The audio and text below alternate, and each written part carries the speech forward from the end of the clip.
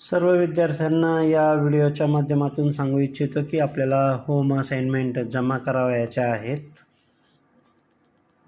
यासाठी आपण आपल्याला दिलेल्या YCMOU 55105 या ग्रुपमध्ये जाऊन जी ASMची लिंक आहे या लिंकवरती आपल्याला जायचं आहे।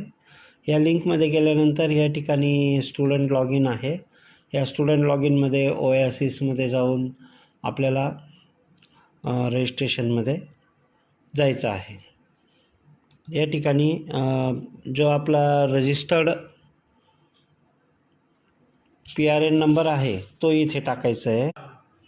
नंतर आपलं पासवर्ड या ठिकाणी टाका। यानंतर साइन इनचं बटन क्लिक करा। नंतर हे असं डॅशबोर्ड ओपन होतं। या ठिकाणी आपल्याला आपलं स्वतःचं प्रोफाईल या ठिकाणी दिसतो। आता मी डॉक्टर कैलास रतिलाल चव्हाण या ठिकाणी MSc साठी ॲडमिशन घेतलेलं आहे। हा माझा प्रोफाईल दिसतो आहे। या ठिकाणी माय प्रोफाईल आणि माय असाइनमेंटमध्ये आपण माय असाइनमेंटला जाऊया। माय असाइनमेंटला मी इथे क्लिक करत आहे। माय असाइनमेंट क्लिक केल्यावरती या ठिकाणी असा आपल्याला डाउनलोड ऑल क्वेश्चन पेपर असा हा भाग दिसत आहे। नंतर या ठिकाणी सगळ्याच क्वेश्चन पेपर आपल्याला डाउनलोड करता येऊ शकतात। ओके, नंतर सगळ्यात महत्त्वाचं या ठिकाणी आपण तो सेव्ह करून घेऊया। ज्या काही क्वेश्चन पेपर आहेत ते बघता येईल त्या नेमक्या कोणत्या क्वेश्चन पेपर आहेत।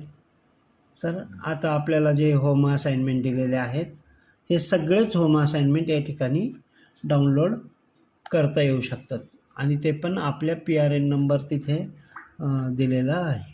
ठीक आहे, नंतर आता आपण परत बॅकला जाऊया। या ठिकाणी प्रोग्राम वाईज आपण ज्या प्रोग्रामला ॲडमिशन घेतलेलं आहे तो प्रोग्राम, त्याचा पेपर कोड आणि सब्जेक्टचं डिस्क्रिप्शन आणि या ठिकाणी बुकलेट डाउनलोड असं येत आहे। तर ह्या डाउनलोड बुकलेटमध्ये जाऊन या ठिकाणी एक बुकलेट डाउनलोड करायची आहे। ही बुकलेट जर आपण या ठिकाणी आपण बघितली तर ही मी डाउनलोडमध्ये इथे टाकली तर ह्या डाउनलोडमध्ये अशा प्रकारे आपल्याला ही बुकलेट दिसते। बघा, आपलं स्वतःचं नाव येतं आणि सगळे सूचना दिलेल्या आहेत आणि ही कोरी आहे। इथेपर्यंत आपण आलेलो आहोत। आता ही बुकलेट मी माहिती सगळी भरून काढली आणि माहिती भरल्यानंतर हे पटापट आपल्याला लिहून घ्यायचं आहे। हे माझं लिहून झालं। लिहून झालेल्या पेजेसची PDF बनवायची आहे।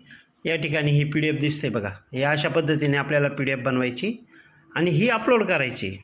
आता माझं CAची 501 अपलोड झालेलं आहे म्हणून CAची 502ला येऊया। या ठिकाणी मी सबमिट नावचं बटन क्लिक करत आहे।